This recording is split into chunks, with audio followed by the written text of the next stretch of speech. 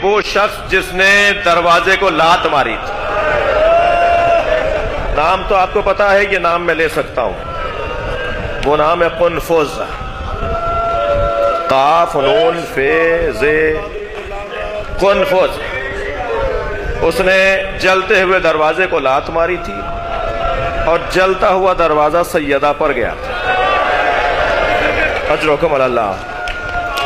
Ayatollah Fazlullah company मर्सिया लिखते हैं, वो कहते हैं कि उस दरवाजे में लोहे की एक कील थी। उस कील ने सैयदा का पहलू तोड़ दिया।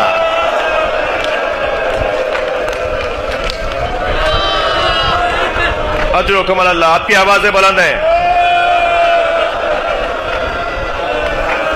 अगर पसली टूट जाए ना,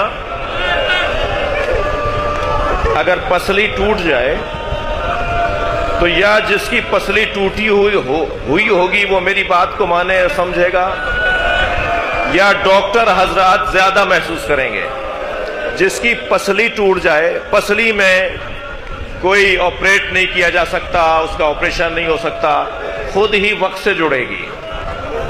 पसली खुद ही वक्त से जुड़ेगी, मगर जब तक जुड़ेगी नहीं ना, उस वक्त तक सांस लेने में तकलीफ है।